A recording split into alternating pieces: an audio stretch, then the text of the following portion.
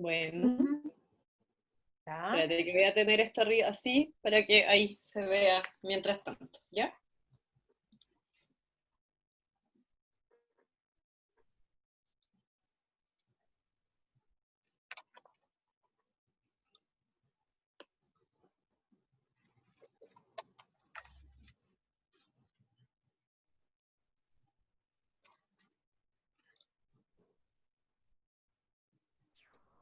Hola Jorge. Hola, no sé quién me saludó. Andrés. Andrés Joyersun. Hola Estela. Hola Jorge Guerra, Ese sí que no sé quién es. Jorge Atria.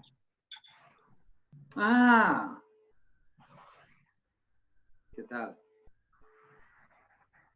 Hola, Pía. El Rodrigo. Rodrigo. Hola, Rodrigo. Hola Mane, hola Rodrigo. Hola, hola. Gabriel Romero. Ese Jorge, ya me anoté cómo era la hora de saludar a Jorge y voy a prender cámara. ¿Cómo estás? Un abrazo. Hola, Jorge. hola Jorge. Ya yo voy a volver al Patricio, hola. silencio. ¿Cómo estás? Hola, hola. Hola Mané. Hola Decano. Hola, hola, hola, Hola, hola. Claudia.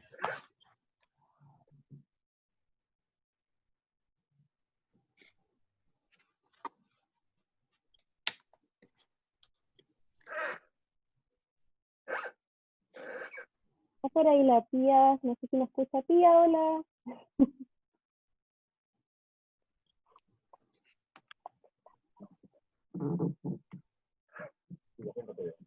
¿Ah?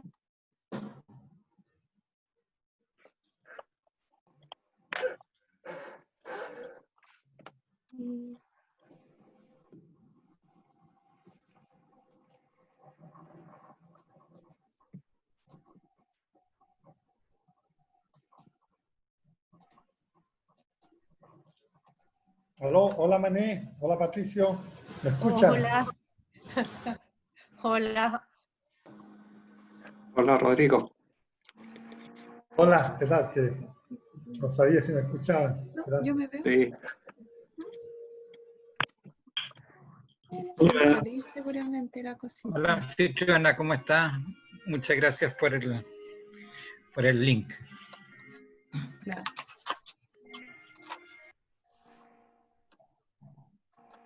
¿Ves?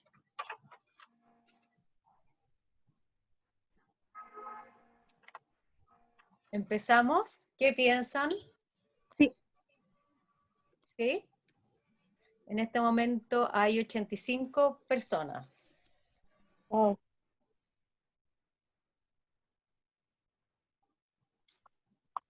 Hola Claudio.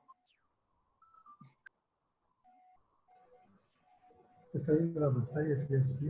Ah, sí. Hola, buenas tardes Jorge, ¿cómo está? Hola Claudio. Hola Pato. Hola Claudio. Hola, ¿Me buenas escuchan? tardes. Pero yo voy a volver al anonimato, que me siento mejor, en una especie de voyerismo. Es muy cómodo, es mejor el anonimato, de acuerdo.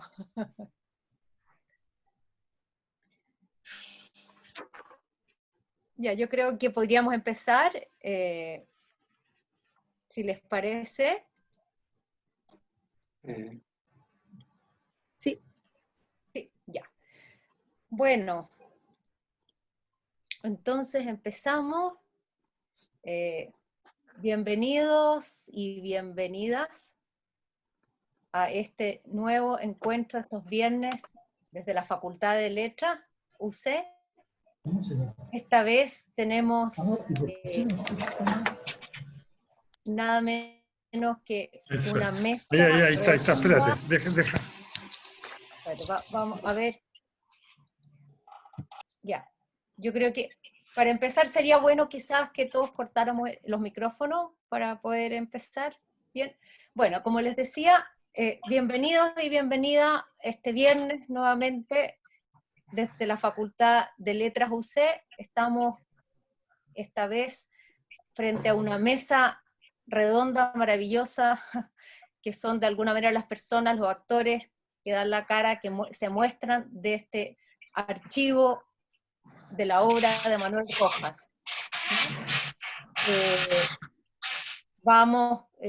Tenemos una serie de personas, son varias personas que van a estar en esta mesa. Yo solamente quería darles la bienvenida, agradecer que estén acá, contarles que va a ser una mesa aproximadamente de 45 minutos, que luego de la interacción entre los integrantes de la mesa van a haber respuestas a preguntas, y para eso entonces en el transcurso de la mesa pueden dejar sus preguntas en el chat, ¿ya? Entonces se van a tomar esas preguntas y dentro del tiempo que dispongamos se van a responder. Así es que, queridos y queridas colegas, adelante Pía. Pía va a ser Pía Gutiérrez quien va a moderar esta mesa y quien a su vez va a presentar a los miembros de la mesa redonda Archivo Manuel Rojas. Bueno, Ya, muchas Pía. gracias, Mané. Y muchas gracias a todas, a todos los que se han conectado por el interés en este archivo y también por el interés que siempre nos convoca, que es Manuel Rojas. Queremos esta tarde sobre todo conversar sobre lo que ha traído este archivo, y para eso vamos a tener en esta conversación a Macarena Areco, quien es directora del Centro UC de Literatura Chilena, CELI, que es profesora de narrativa chilena hispanoamericana de la Facultad de Letras, y ha publicado más de 40 artículos en relación a estos temas, 2 libros, y muy prontamente vamos a tener un nuevo libro de ella sobre Bolaño. Esperamos que aparezca en un par de meses, gracias Macarena.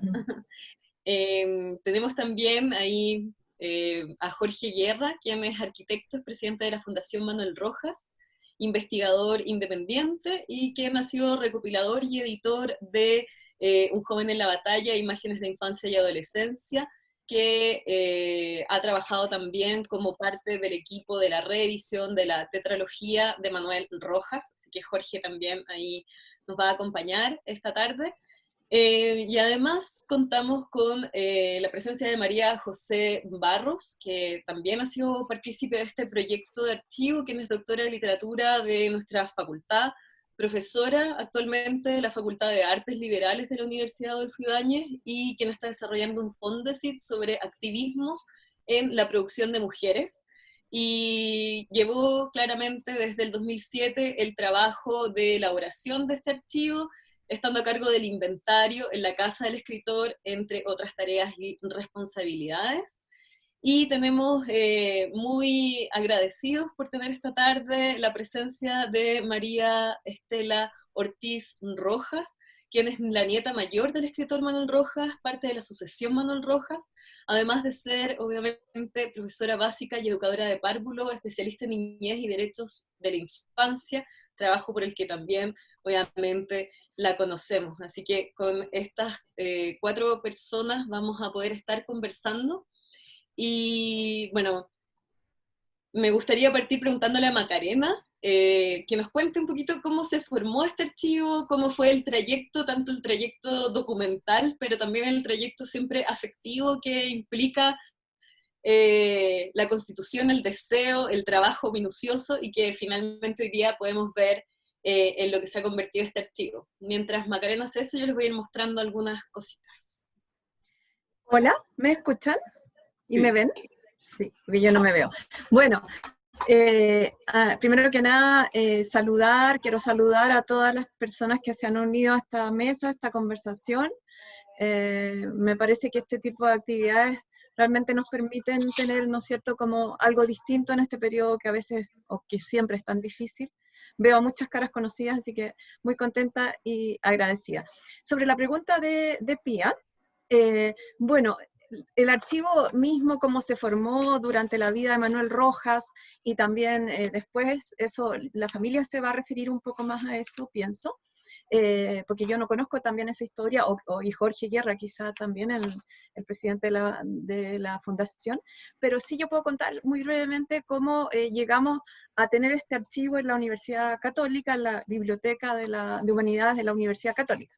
Y eso, bueno, como muchas cosas en la vida, tiene que ver con los azares, también con los afectos, como dice Pía, con la cosa personal. Entonces se dio la casualidad que yo había conocido hace muchos años a Daniel Muñoz, otro de los nietos, no el primer nieto como Estela, pero otro de los nietos, ¿no es cierto?, de Manuel Rojas, y nos volvimos a ver muchos años después y conversamos de esto, porque la familia tenía el archivo en lo que fue la casa del escritor, donde actualmente vive Paz Rojas, la hija, una de las hijas, y ellos querían hacer algo con el archivo en términos de digitalizarlo, ordenarlo, ¿no es cierto?, ponerlo en un lugar seguro, etc.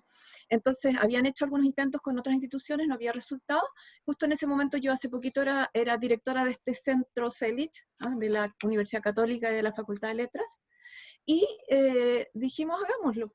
Entonces empezamos a conversar, la facultad nos apoyó de inmediato, fuimos a hablar con el rector. Tengo que agradecer al rector que nos apoyó también de inmediato, al rector de Ignacio Sánchez, y ahí empezamos a formar un equipo que es muy grande, sobre todo con María José Barros, con Pía Gutiérrez, bueno, también el apoyo de la Fundación de Jorge Guerra, y también, por supuesto, el apoyo fundamental de la biblioteca. No voy a nombrar a todas las personas, pero sí a Mónica Tavilo, la directora de la Biblioteca de Humanidades. Empezamos a trabajar en conjunto. Esto ha sido un trabajo en equipo, donde ha participado mucha gente. También tengo que mencionar a unos estudiantes de la facultad de pre y posgrado, Sofía Rosa, Carlos Jairan y Vladimir Ramos, que digitalizaron así personalmente, digamos, como los materiales.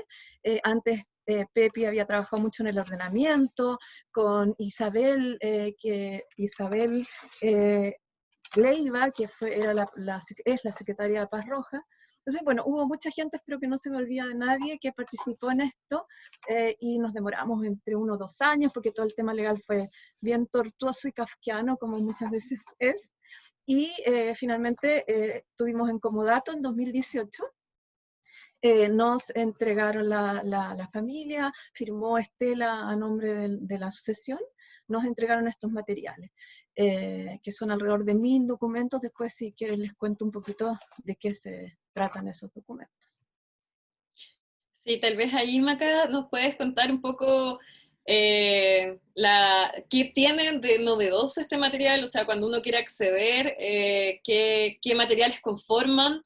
Yo acá estoy más o menos burgueteando y contarle al público qué hay. A ver, cuéntanos un poco.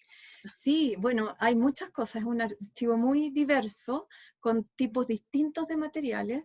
En este momento lo que está subido son alrededor de 1000 documentos distintos. Por ejemplo, hay unas 200 fotografías, hay varias cartas, hay, no sé, programas o libretos de programas de radio, artículos, pero bueno, uno piensa un poco como en el corazón del archivo, ¿no es cierto? Y yo diría que son los cuadernos manuscritos de esa novela, ¿no es cierto?, que queremos tanto y que admiramos tanto, que es Hijo de Ladrón. Son 15 cuadernos pequeñitos, ¿no es cierto?, con manuscritos.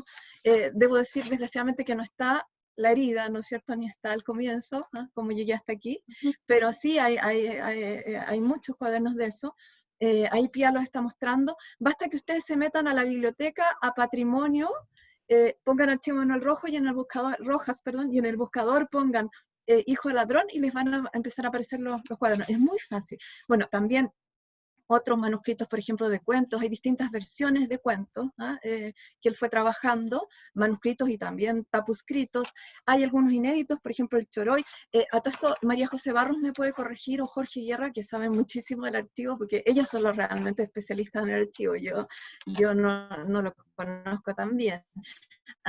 Pero eso hay inéditos. Hay otros inéditos, por ejemplo, hay un texto dramático, si no me equivoco, que se llama Morir en Vietnam, que también, si a alguien le interesa, puede preguntar. Pepi María José sabe un poco la historia, y también hay toda una serie de textos relacionados con Punta de Rieles. Por ejemplo, una versión, un capítulo donde las mujeres de los personajes hablan, o también hay un esquema de teatro. También hay una parte de una novela inédita que se llama Astromelia, como la flor. Ustedes saben que a Rojas Rojas le gustaba mucho la naturaleza, era un gran caminante, sabía mucho de flores, de pájaros, y bueno, ahí está ese título, ¿no es cierto? Y bueno, muchas cosas, incluso carnés, documentos, ¿no es cierto? Por ejemplo, versiones de poemas como Deshecha Rosa, de cuentos como El delincuente, bueno, y muchas otras cosas que podemos ir conversando más adelante. Gracias, Macarena. Claro, están todos estos materiales y se hace súper interesante porque además están ahí para consulta pública, ¿no? Uno, como bien dice Macarena, puede entrar a la página de Patrimonio UC y puede buscar y puede acceder y leer y, por simple placer o por investigación o por lo que uno está haciendo. Entonces, es bien interesante. Y en esa línea me gustaría preguntarle a las otras personas que están participando de esta mesa, ¿qué ellos ven en particular que podría aportar como nuevas lecturas a partir de estos materiales, de este archivo? Nosotros podríamos volver a acercarnos a la obra de Manuel Rojas. ¿Qué cosas en particular ustedes sienten que o han investigado que hay en este archivo y que son de gran valor desde la perspectiva del presente? Les pregunto entonces a María José, después a Estela y al final a Jorge. Gracias, Pía, y gracias también a Macarena por la invitación, y aprovecho de saludar ahí a todos, también varios conocidos. Quizás retomando un poquito también como esta diversidad de materiales que contaba Macarena que hay en el archivo de Manuel Rojas, yo destacaría como 2 puntos sobre lo que este archivo de alguna manera viene como a mostrarnos sobre este escritor, y sobre todo como a complejizar y de alguna manera ampliar la mirada que tradicionalmente tenemos sobre la literatura rojiana, como centrada preferentemente en lo narrativo, en las novelas y en los cuentos. Y si bien, claro, acá nos encontramos con esas joyitas que son los cuadernos de la tetralogía, o un cuaderno de cuentos también como del año 33, donde hay versiones preliminares de cuentos muy emblemáticos, como por ejemplo El delincuente. También el archivo está lleno de materiales que nos abren otras facetas bastante como desconocidas y poco exploradas de Manuel Rojas. Y yo en ese sentido destacaría en primer lugar los materiales que de alguna manera ponen relevancia en el diálogo que estableció Rojas, en primer lugar con otras disciplinas artísticas, como por ejemplo el teatro, la música, y también con los soportes de los medios masivos de comunicación. O sea, ya como en los años 60 tenemos un Rojas que fue como muy consciente del papel que podía cumplir la televisión, la radio y también el cine como soportes masivos y amplios de difusión, sobre todo también en los sectores populares, y eso está muy presente en el archivo. Bueno, Jorge nos va a contar un poco más sobre eso, pero sobre todo eso se ve, por ejemplo, en este plan de guión que tenía con Roa Bastos sobre Hijo Ladrón, algunos programas de televisión, libretos radiales que eran como una suerte de teatralizaciones también de sus cuentos. Entonces, hay también ahí toda una faceta muy desconocida de Rojas que el archivo viene a abrir, y que yo creo que eso es como muy, muy relevante, bueno, además de los inéditos que comentaba Macarena. Y por otro lado, otra como arista que yo comentaría del archivo, que a mí me pareció siempre como muy también emocionante, por decirlo así como en términos más afectivos, al momento de encontrarse con estos papeles, ir leyéndolos y todo lo que implicó también el trabajo, como en el día a día con la Chávez, que es la secretaria de Paz Rojas, de empezar a aprender la letra, y ir descifrando y finalmente ser capaz de codificarla fácilmente. Fue también como darme cuenta que Manuel Rojas... Sí, ya me borré. Como había una voz en off. Bueno, también como darme cuenta de como las implicancias materiales de la escritura en el proyecto rojiano. Bueno, gran parte también de los documentos que hay en el archivo son artículos, por ejemplo, artículos de prensa que él trabajó desde muy temprano, siendo muy joven, en periódicos anarquistas, pero que después mantuvo hasta como el fin de sus días en distintos periódicos, algunos más oficiales que otros, algunos también de forma como bastante periódica, como los lunes de Manuel Rojas. Y en muchos de esos artículos donde están estos borradores y estos manuscritos, aparecen, por ejemplo, como anotaciones de él diciendo ¿hasta cuándo? Ojalá salga luego de vacaciones, como, y todo esto por no sé cuántos pesos. Entonces como que ahí uno se da cuenta también que hay un sujeto escritor que ve la escritura no como un lujo, sino también como desde una perspectiva como muy material y que emerge también de una experiencia de la precariedad y de la precariedad económica, que claramente es un tema de Rojas en sus novelas también. Y entonces eso también yo creo que es como otra línea que abre el archivo, que implica encontrarse con una versión quizás un poco más íntima, incluso doméstica de Manuel Rojas, un Manuel Rojas que cuando se murió, por ejemplo, su primera mujer y tuvo que cuidar a sus hijas, en el cuaderno de Setza Rosa, donde está como el poema prácticamente en su totalidad. Por el otro lado, en las hojas está lleno de recetas de cocina, de cómo preparar ciertos platos, cuánto costaban los ingredientes, o sea, un Rojas absolutamente sumido en una, comillas, economía doméstica, como se decía en esa época, y asumiendo ese rol. Entonces, todo eso son como nuevas como facetas que nos viene a mostrar el archivo, que yo creo que es como importante empezar a explorar también desde la crítica, y lo último, que simplemente lo voy a anunciar para no monopolizar tanto la palabra, pero sería también la idea del archivo como un laboratorio de escritura, que quizás eso lo podemos dejar ahí enunciado y después lo desarrollamos un poquito más.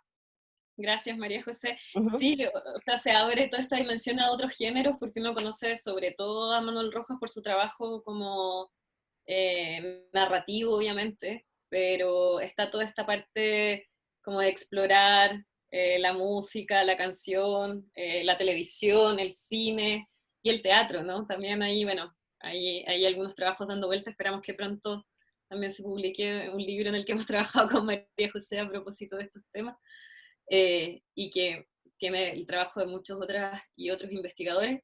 Quizá, Estela, aprovechar de preguntarte a ti cómo ves también esta apertura de estos documentos, de estos materiales, de ese laboratorio que tú viviste como desde otra faceta.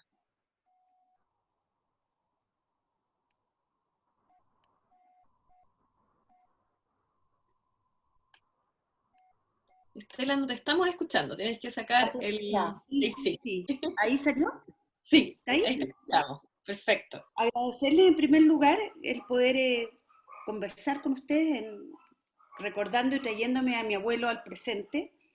Quiero decir que me da bastante pudor, porque en general ustedes son especialistas y yo solo quiero hablar de mi abuelo, y por eso no he hablado mucho de él públicamente. Para mí es mi abuelo, y desde ahí el acercamiento un poco para contarles 2 o 3 cosas fundamentales en relación al archivo, de cómo fue vivir este tema, y también contarles cómo eran 2 o 3 ideas sobre mi abuelo. Yo creo que hay algunas cosas que los caracterizan y que vale la pena tener presente, y que por lo menos cuando yo lo he conversado con algunas personas les llama la atención. Porque se conoce su vida siendo anarquista, siendo escritor, como él era, generoso, etcétera, pero en general una persona que fue esencialmente, no quiero decir para su época, pero fue una persona libre, terriblemente libre, en el cual es lo que marca su vida, es lo que marca su relación con nosotros, es lo que marca, yo diría incluso su escritura.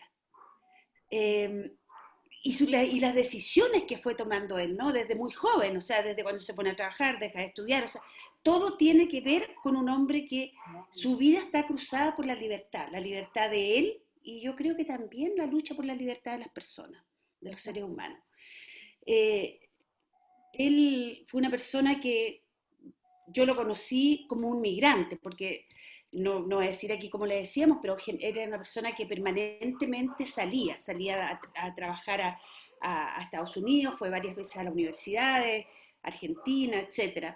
Y yo diría que en la década del 60, tal vez en los últimos 15 años de su vida, él estuvo viviendo en Estados Unidos, y aquí hay un tema que es parte de su vida personal y que muestra cómo era él, ¿no? Cuando se enamora de una alumna, rompe con su segunda mujer, parte a México, y esto significó un remesón no solo familiar, sino que también un remesón, diría yo, en su círculo, ¿no? Porque Julie tenía, yo creo que 5 años más que yo tenía 15 años cuando él vuelve a Chile con ella, y bueno, era para nosotros era para mi madre y para mí no fue una cosa irruptiva, porque yo viví en una familia en la cual las personas valían por lo que eran y las relaciones valían por lo que con lo que pasaba con las personas. Por lo tanto, no era algo que a mí me llamara mucho la atención que fuera tan joven. Pero cuando cuento a veces esta relación de mi abuelo con la Yuli y la relación mía con la Yuli, efectivamente me doy cuenta que incluso hoy día causa impresión. Mi abuelo fue lo otro que es lo que dice la Pachi siempre, y no solo la Pachi, sino que fue parte de las discusiones en las cuales tuvimos ya hace algunos años cuando armamos la fundación, gracias a una iniciativa que surge de Jorge y de mi madre, si la hacíamos, no la hacíamos, etcétera, que mi papá, mi abuelo, digamos, Manuel, jamás hubiese soñado, ni que se hiciese una fundación, ni menos, digamos, esto que estamos haciendo hoy día y el archivo y que estemos conversando sobre él, porque era una persona que le cargaba todas esas cosas, era tal vez una persona muy, no digo recatada, pero muy cuidadosa de su espacio, de su vida cotidiana, ¿no? A pesar que se relacionaba con la gente, y eso lo recuerdo desde muy pequeña, yo viví mucho con él, que salíamos y él se relacionaba en la micro, en la playa, en donde estuviera con la gente en un modo igual y con algo muy maravilloso.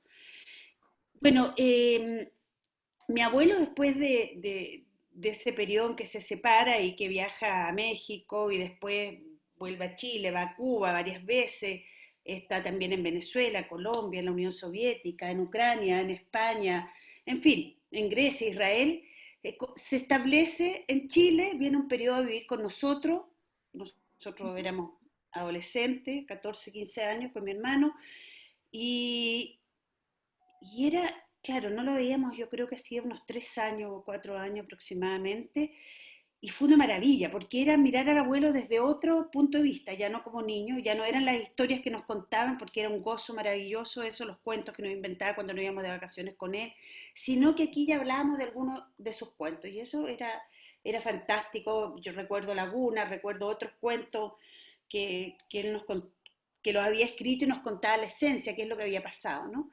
Bueno, todos los documentos iban quedando ahí, antes de irse a Estados Unidos, digamos, y separarse de Valerita, quedaron ahí en Llewellyn John. Y después él se trae parte de las cosas de Estados Unidos, muy pocas, y se las lleva a donde él vivió con Julie, ahí en Américo Vespucio con Bilbao. Posteriormente se separa la Julie y se va a vive un tiempo solo, y se va y se lleva sus cosas a una tercera casa que vive con Hortensia Ditbon, que es su última pareja, digamos, de mi abuelo. Y ahí vive durante no tanto tiempo, unos 2, 3 años, cuando él se enferma. Todos sus documentos, los documentos de sus viajes, fueron quedando desperdigados, y luego, cuando mi abuelo fallece, o antes de eso, no, cuando mi abuelo fallece, incluso las cosas que estaban en el departamento se metieron en unas cajas y quedaron guardadas en Llewellyn John. Y estaban ahí, y se quedaron durante bastante tiempo ahí. Después, La Paz con mi madre empezaron a mirar los archivos, a ordenarlos, a juntarlos, incluso lo que tenía cada una de nosotros, de ella fundamentalmente, y de Patricio, y incluso en la medida que iban recopilando muchos los documentos que están hoy día en el archivo, tienen anotaciones de ella, ¿no? Y yo creo que este archivo refleja la gran curiosidad que tenía Manuel y su incansable inquietud por conocer el mundo y explorar cada rincón de él y también de la vida artística, con una mirada abierta. Y no fue fácil, quiero decir, no fue fácil. Yo creo que incluso, y la gente que ha trabajado en el archivo sabe que hubo mucha discusión de la familia, incluso hasta hace un año atrás en relación a las cartas. Hay como un tema de respetar a mi abuelo. Sin embargo, yo quiero agradecer especialmente a Jorge y también a mi madre y a La Paz porque a pesar, sobre todo a ellas, ¿no?, que eran las que más y Patricio también, su hijo, que les daba cierto, era como romper un pacto con mi abuelo, el poder armar la fundación y después entregar los archivos. Ahí yo creo que fue un rol fundamentalmente del Daniel, de mi hermana, o sea, de los 4 nietos que estamos vivos de mi abuelo, que dijimos, no, hoy día hay que echarle para adelante. Y yo creo que gracias a esto mi abuelo ha sido, de la fundación, de lo que se ha hecho, el trabajo con las editoriales, del archivo, nuevamente Manuel, digamos, es una persona que se está leyendo, es una persona que hoy día yo diría que está más presente que nunca en las luchas sociales que se han dado, en el estallido social, o sea, es maravilloso, es algo que yo lo veo ahí con los jóvenes, lo veo en Valparaíso, en las calles, y eso es parte del archivo, y eso es parte del trabajo que ha hecho la Universidad Católica, es parte de una decisión, insisto, que no fue fácil, pero que ahí está, y gracias a la Universidad Católica y a ustedes que han trabajado este archivo, y también, digamos, a La Paz, a Patricio, a mi madre, y a Jorge, que ha sido el artífice de todo esto. Sí, muchas gracias, Estela, por contarnos esto también tan íntimo. Y claro, como tú bien dices, ahí me acuerdo la primera vez que llegamos y vimos en la casa de Llewellyn, de hecho, como en una cajonera, todos estos papeles que eran un tesoro para la familia.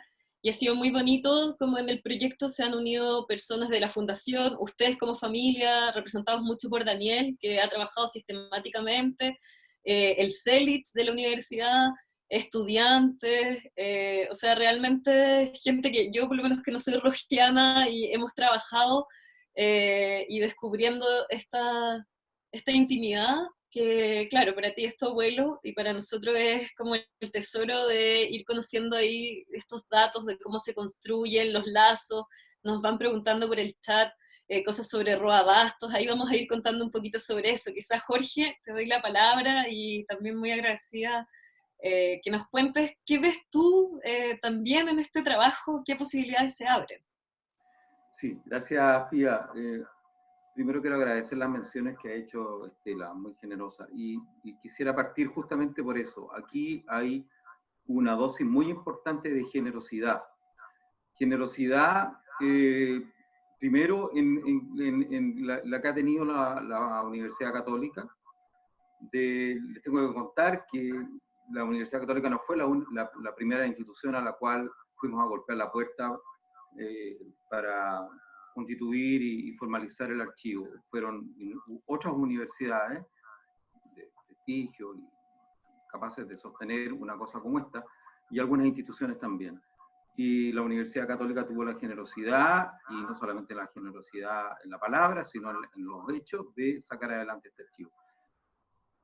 Y tal vez la primera generosidad es la familia de Manuel, que estuvo dispuesta a entregar este material a la universidad para que lo sistematizara, para que lo clasificara, lo digitalizara, y con la condición que le puso la familia y nosotros como fundación también, estuviera abierto a todo el público sin ninguna distinción, como está haciendo.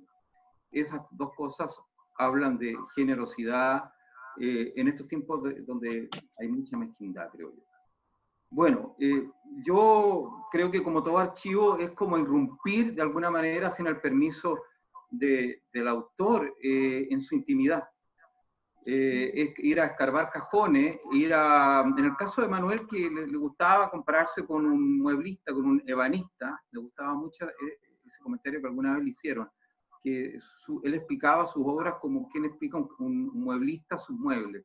Es como ir a meterse al banco carpintero y empezar a encontrar piezas que están inconclusas, piezas que a lo mejor están desechadas, piezas fallidas también, y algunas piezas desconocidas, algunos talentos, por así decir, de este mueblista, que no lo conocíamos, que era ignorado, y han sido verdaderos hallazgos, y queremos compartir esos hallazgos con todos los que quieran.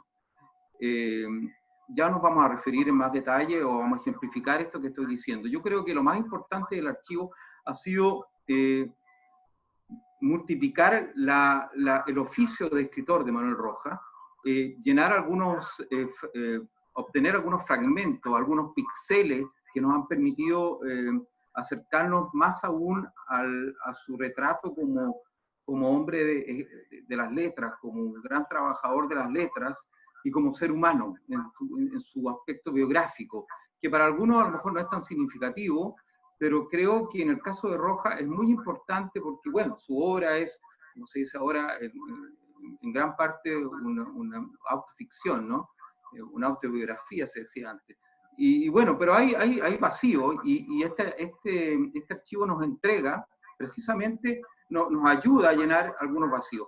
No se trata de completar al hombre Manuel Rojas 100%, porque yo creo que nadie lo quiere, ni él tampoco lo querría. También hay un núcleo íntimo personal que él se lo guardó, ¿no es cierto? O se lo guardó para su más cercano, y no es la pretensión, pero sí avanzar en descubrir las dimensiones de su inquietud como creador, cómo él no solamente, como la mayoría lo conoce, como un gran narrador, cuentista y novelista, ¿no es cierto?, sino en otras dimensiones, y cómo fue para él muy importante incursionar en otros formatos. Ya hablaremos tal vez con más detalle de ese aspecto, pero fundamentalmente yo veo aquí la posibilidad de conocer una condición humana de Manuel Rojas, no solamente desde el punto de vista de su oficio de escritor, sino que también, como lo dije, en su condición humana, biográfica. Eso. Jorge. Sí, creo que se van abriendo un montón de elementos, y también decir que en general esto que menciona tanto Estela como Jorge sobre la apertura del archivo Rojas ha sido la política que ha tenido el CELIT durante todo este último tiempo. O sea, los materiales que están acá, que se han trabajado con biblioteca, todos están a disposición pública para consulta, y eso es como también para nosotros como equipo del archivo súper importante, porque los archivos tienen sentido en la medida que se abren y están disponibles para sus diferentes usos. Y quizá acá voy a empezar a mezclar un poco las preguntas que ya hay en el chat, si les parece, para que vamos como dando vuelta un poquito. Voy a partir de las preguntas que se van acumulando en el orden que aparecen ahí. La primera pregunta es si se están trabajando en la publicación de parte de este material de archivo. Específicamente acá hacen una pregunta sobre el correlato femenino de Punta de Rieles. Quizás, Jorge, ahí al tiro eres tú el indicado, ¿no? Bueno, no sé, algo conozco. Qué bueno, la pregunta da pie justamente a algo que he insinuado recién, la posibilidad de encontrarse con hallazgos. Bueno, Punta de Rieles es la novela distinta, por así decir, de Manuel Rojas, ¿no? Es la novela que se publica en el año 60, básicamente es un diálogo alternado en la estructura de la novela entre un hombre de la aristocracia y un obrero sindicalista que en una noche se cuentan sus respectivas vidas. Bueno, el aristócrata la recuerda y escucha a este obrero, ¿no es cierto?, que básicamente le viene a contar que ha matado a su mujer. Bueno, Manuel Rojas dice, por ahí en una entrevista al comienzo del año 61, que algunos le han reprochado el olvido que ha tenido en su trabajo del personaje femenino, de la construcción de un personaje femenino con autonomía, con presencia, tanto en sus relatos como en sus novelas. Y él dice, bueno, ahora estoy trabajando justamente en lo que podría ser, dice, la réplica de Punta de Rieles. O sea, una réplica donde las mujeres de la novela, ¿no es cierto?, que son fundamentalmente 4, son las que toman la palabra, las que se construyen como personajes importantes, autónomos, autosuficientes, independientes. Aparecen mujeres con un carácter muy importante. Y lo que encontramos en el archivo es el inicio de esos intentos. A ver, un primera inicio lo hizo en texto dramático. Él quería escribir una obra de teatro que se llamaba Rieles de Punta, al revés, como una situación espejo, ¿no es cierto?, con Punta Rieles. La deja, la abandona y retoma después el tema, inmediatamente lo retoma como texto narrativo y le llama réplica. Bueno, ¿qué encontramos ahí? Encontramos, como les decía, mujeres mejor construidas desde el punto de vista del personaje, una Clara Errázuriz, que era la mujer de Fernando, que curiosamente parte yéndose a entrevistar con el escritor para saber de su marido, que está desaparecido hace algunos meses y lo necesita ubicar. Ya ahí hay una primera acción interesante desde el punto de vista del relato. Y hacia adelante aparece, que aquí voy a expoliar, como se dice ahora, bueno, la Rosa, esta mujer del obrero sindicalista, que se supone que es asesinada por su pareja, por Romilo Yanca, no muere.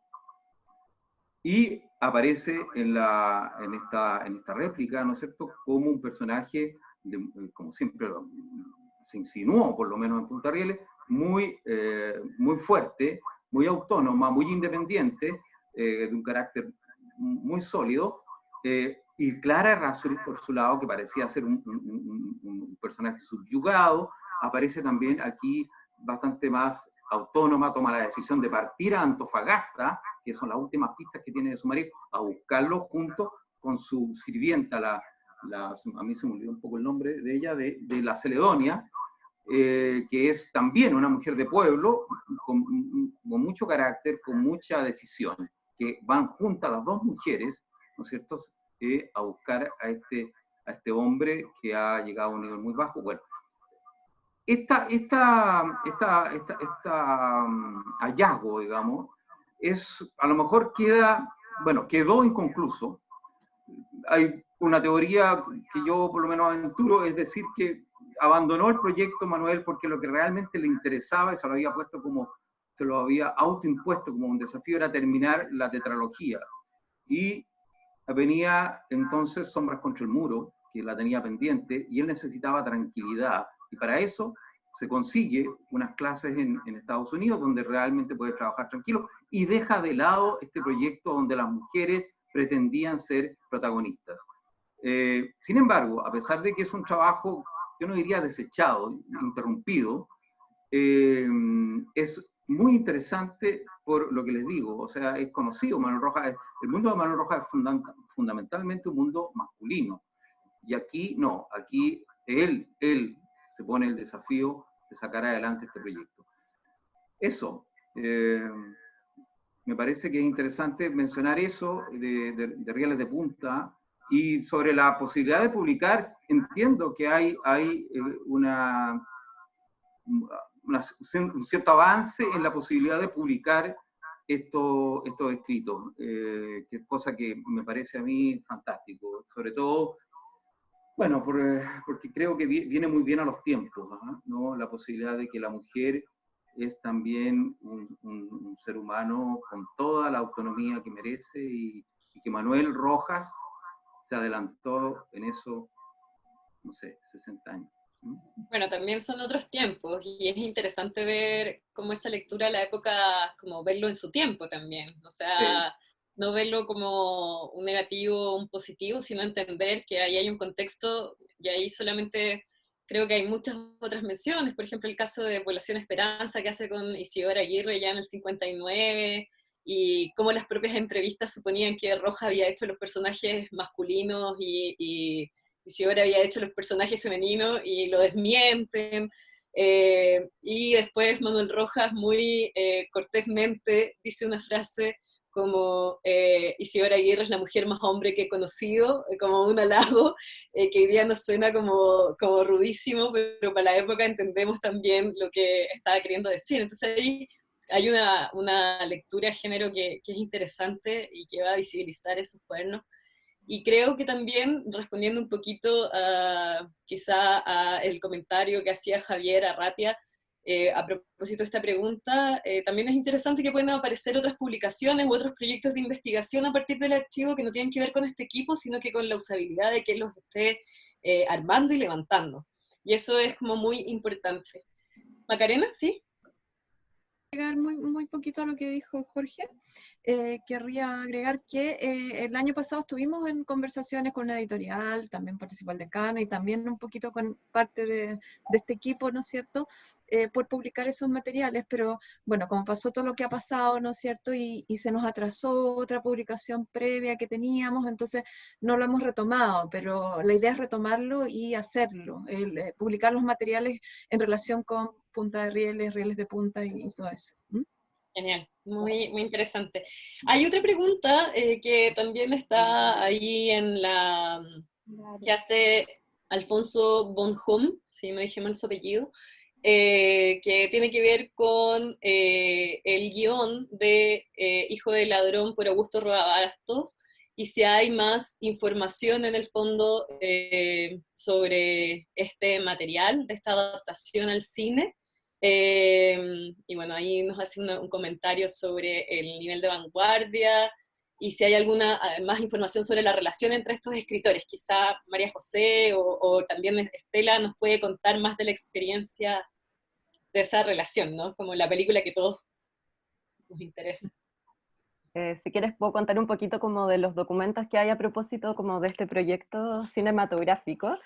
Lo que hay básicamente en primer lugar es una carta de Roa Bastos, dirigida a Manuel Rojas, donde nuevamente en primer lugar aparece el tema del dinero. Le dice, bueno, tenemos este proyecto de llevar a un guión Hijo del Ladrón. Le dice, bueno, por el momento solo te podemos pagar tal suma de dólares, pero esperamos prontamente poder pagarte más. Nos ha ido mal en esta búsqueda como de los recursos. Por lo que se menciona en la carta, era un proyecto que estaban en conversaciones con el Instituto Nacional de Cinematografía de Buenos Aires. De hecho, bueno, Roa Bastos escribe desde ahí. Y luego la carta continúa con este de Roa Bastos, comentándole cómo en el fondo él ha ido examinando como su literatura, no solo Hijo del Ladrón, y cómo a partir sobre todo...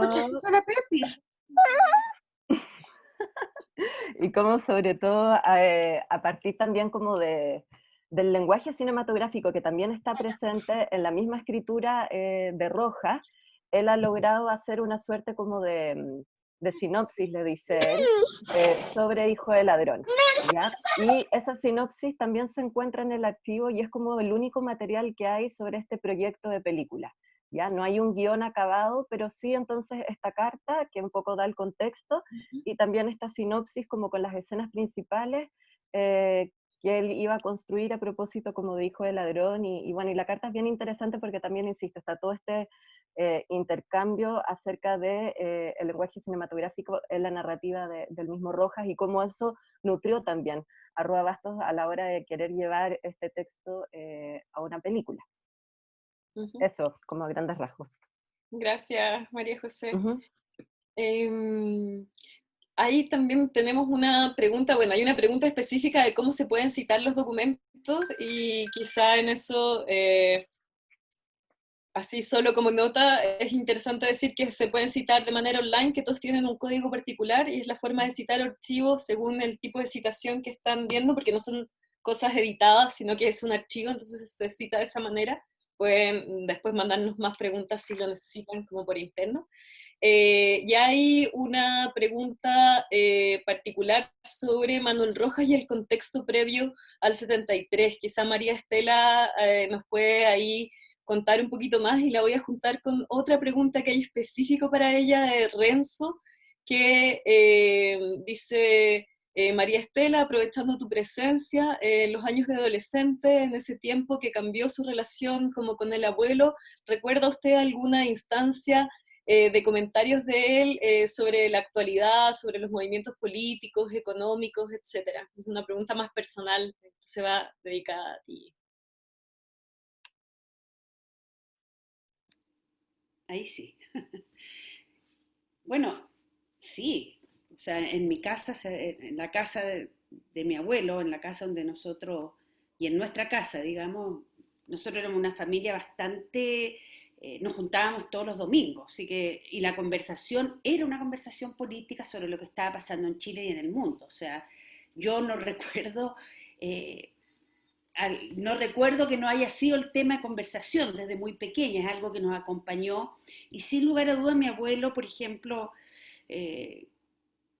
primero fue una persona siempre de izquierda, aunque pasó por diferentes, un tiempo militó en el Partido Socialista, otro tiempo fue masón, pero yo lo recuerdo más bien como una persona que, más que su militancia en sí, lo recuerdo como una persona muy comprometida, yo diría más que comprometida, vivía, digamos, con lo que había sido su vida y por lo tanto coherente.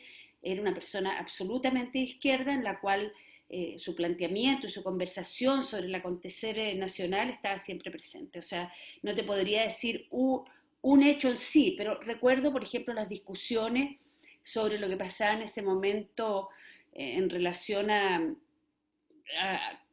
digamos, cuando ganó Allende, lo que eso significaba. Recuerdo las conversaciones sobre política internacional en relación a la Unión Soviética, su compromiso con Cuba, enorme.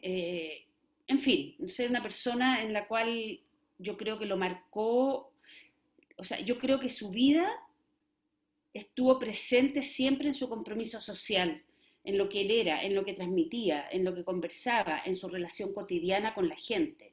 O sea, y en ese sentido, cuando yo digo que mi abuelo era libre, mi abuelo yo creo que en ese sentido fue una persona en la cual los estereotipos no existían. No existían. O sea, nosotros crecimos en un hogar, en una familia, que mi abuelo era bueno, era el abuelo. Por ejemplo, el ser gay o el ser lesbiana era una cuestión para nosotros absolutamente, era normal, ¿no? Y también era normal los diferentes oficios. Yo les quiero contar algo que retrata a mi abuelo. Una vez me fue a buscar al colegio con la Yuli, al Manuel de Sala, y me dijo, vamos a recorrer a las casas de puta donde yo iba. Y nos llevó a recorrer y nos mostraba y nos decía los nombres y la parte donde él iba y con un respeto enorme, o sea, por su trabajo, por quién era. Entonces mi abuelo tenía una relación con la gente sin, ¿cómo explicarlo? Sin, que era absolutamente atemporal para esa época, por decirlo de alguna manera. Y desde el punto de vista político, él siempre fue muy coherente en su lucha, muy anarquista, mi abuelo. Yo diría que eso es lo que cruzó su vida. ¿O no, Jorge? Yo creo que sí. Creo que él fue una persona, y lo transmite también en su escritura, bastante comprometida con los movimientos sociales y con la gente sobre todo, ¿no? Con el deseo, esta frase de la dignidad es un tema que a mí me hace mucho sentido de lo que él era. La dignidad de la pobreza, la dignidad del obrero, la dignidad del hombre de la calle, el que duerme bajo los puentes, del que está preso. La dignidad y el valor de ellos, ¿no? Eso él lo vivía y lo traspasaba. Muchas gracias, Estela. Quizá alguno de ustedes quiera agregar algo más también sobre esos aspectos que pueden ser interesantes. Sí, Jorge, María José también quiero... ¿Sí? A ver, muy cortito, yo quiero recoger lo que decía la Estela en relación a su consecuencia, a su ideológica. Casi el último libro que publicó antes de La Oscura y Radiante sobre su viaje a Israel, en la época de los kibbutz. Él, en un pequeño párrafo, menciona que él siempre ha tenido una formación ideológica socialista. No, pero la verdad es que corrijo, dice, no lo dice así, pero más o menos esa es la idea. Siempre he tenido una postura anarquista, a pesar de que la soledad del escritor me ha alejado un poco de la contingencia, pero yo siempre he estado atento fundamentalmente a las aspiraciones del pueblo. Y en ese sentido, Rojas mantuvo esa consecuencia, a pesar de que algunos critican que se aburguesó, dicen por ahí, he leído más alguna vez. Sin embargo, él nunca perdió ese deseo de tener una sociedad más justa, integrada, abierta, como lo mencionaba muy bien Estela, donde nadie estuviera excluido. Y creo que es una gran enseñanza y vigencia que tiene Manuel Rojas hoy día en ese aspecto. Eso. Gracias. María Yo José. quería ¿Sí? como agregar un poco en línea también a esta pregunta sobre estas convicciones políticas de Manuel Rojas y cómo también se situaban en el marco previo al 73. Bueno, también en el archivo hay como varios documentos inéditos que nos vuelven como a reencontrar, digamos, con sus filiaciones políticas, y uno de esos documentos que por lo menos a mí me gustaría destacar son algunos diarios y escritos, quizás un poco más como tipo borradores, que son de Estados Unidos, de su experiencia, digamos, en ese país como profesor, y donde él, a mí por lo menos me encantan esos textos, le da mucha importancia a todo el tema como del racismo y todo lo que fue la lucha del movimiento civil de los negros, digamos, a fines de los 60. Y tiene varios escritos sobre ese tema, y bueno, obviamente es muy pertinente mencionarlo y leerlo, obviamente, en estos días. Donde habla incluso de Martin Luther King, donde critica obviamente el racismo de Estados Unidos, pero también esa visión en contra del racismo también aparece, por ejemplo, en Rojas, cuando él lo aplica como a nuestra sociedad chilena.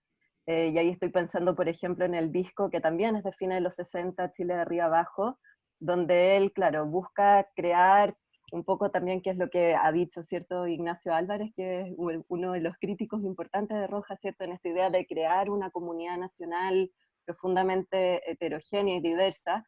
En este disco aparecen como nunca antes también los pueblos indígenas siendo cantados, los Licanantay, habla también del genocidio de los indígenas de Tierra del Fuego, aparecen los mapuches, y ahí también en un libro sobre la nueva canción de Ángel Parra, él dice que quizás una de las personas que más sabían sobre las culturas indígenas en Chile en ese momento era Manuel Rojas, y que él siempre, y lo dice con estas palabras textuales, se quejaba del racismo criollo de nuestra sociedad.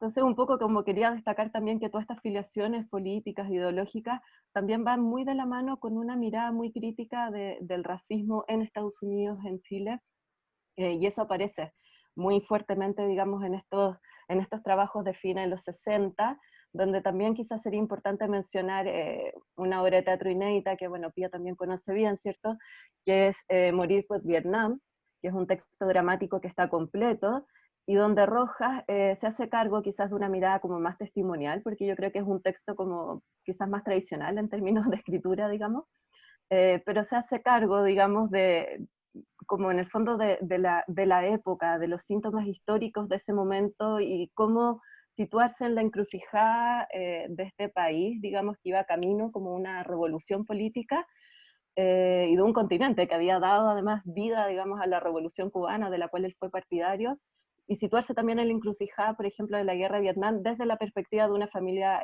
burguesa. ¿Ya? Entonces vuelven a aparecer estos personajes que no son frecuentes en su escritura, y que claro, aparecieron en Punta de Rieles, y bueno, vuelven a aparecer en este Morir por Vietnam, luego a modo de sinopsis nomás, de un joven chileno que es obligado por su padre a pelear en esta guerra, y muere en Vietnam. Bueno, más o menos eso. Bueno, ahí siempre hay todo como una relación, ¿no? Como la postura política y cómo también eso se va adaptando y va cambiando en el contexto, pero es interesante esta como sostenida interés que se muestra en sus textos y también en su archivo completo de obras, claro, como decía María José, Morir por Vietnam, que es bien interesante, que va en conjunto con un fervor, o sea, pensemos Víctor Jara escribiendo sobre lo mismo, o sea, hay toda una preocupación como importante, y eso también es interesante, porque Manuel Rojas también era un hombre grande a esa altura, o sea, ya tenía sus años, entonces es interesante el diálogo con los problemas de esta juventud del momento. Milton Yáñez pregunta cuáles fueron los desafíos que presentó la organización documental del archivo. Creo que ahí María José nos puede contar como desde este primer como trabajo que ella hizo hasta cómo se llegó a la clasificación documental que hoy día ustedes encuentran, y bueno, quizá Macarena, todos pueden ahí contar un poco del proceso. Bueno, lo primero sería como transparentar que yo no era ni soy experta en archivo ni nada relacionado, digamos, con ese oficio, que realmente lo es. Entonces, obviamente, en primer lugar, hubo un desafío como personal de aproximarme a este material y entender también cómo funciona elaborar un archivo.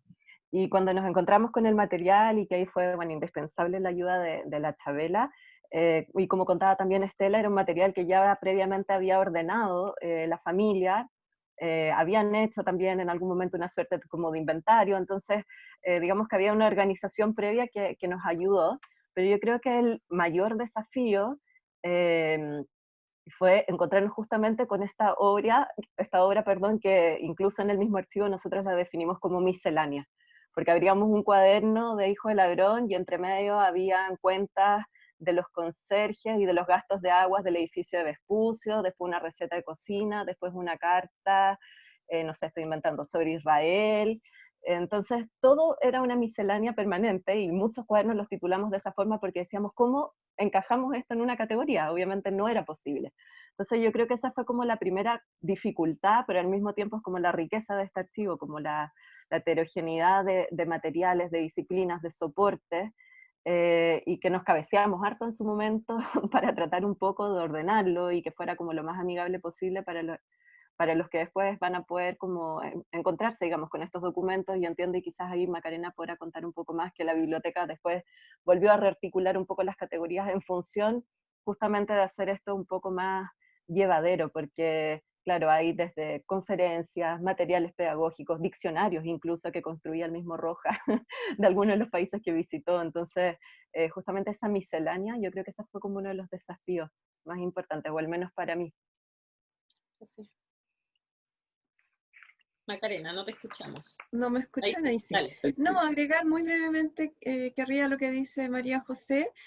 Claro, hubo esos problemas, pero con los que se encontró ella y las personas especialistas de bibliotecas, ¿no es cierto?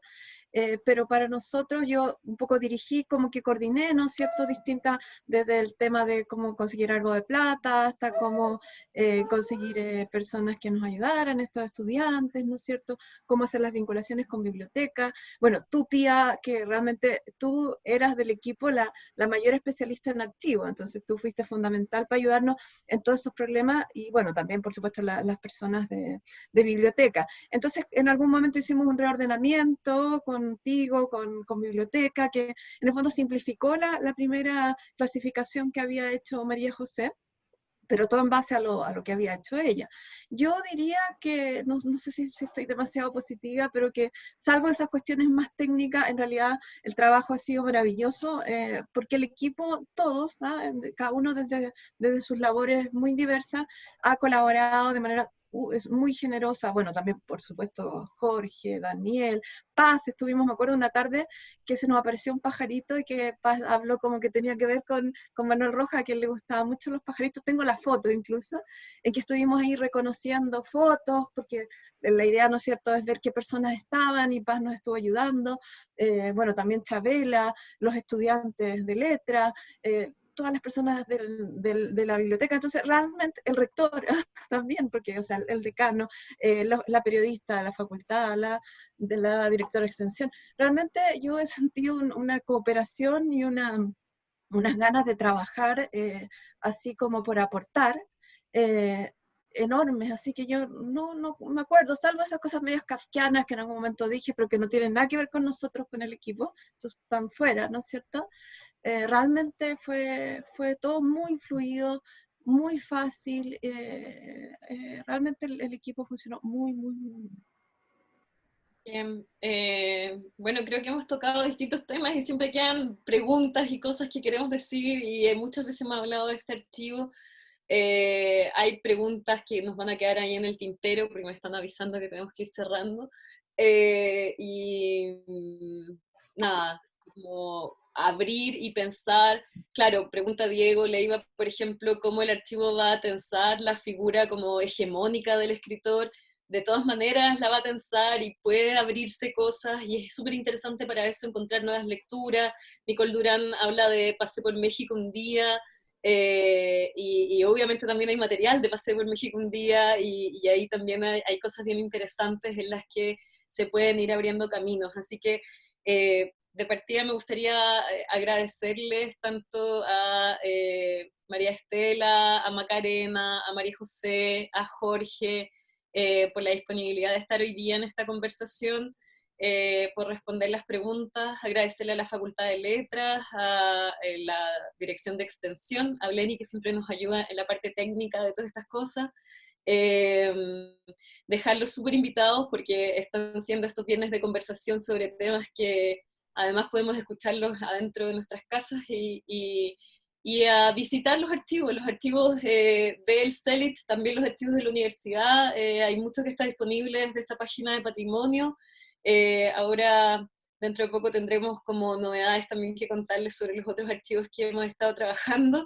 Y obviamente agradecer por estar conectados y los saludos, había muchos saludos ahí para María José, para Jorge, para Estela, que los pueden ir leyendo en el chat, porque si no voy a como llegar a todos. Así que muchas gracias, sobre todo muchas gracias. Gracias a todos. Gracias. Gracias. Muchas gracias.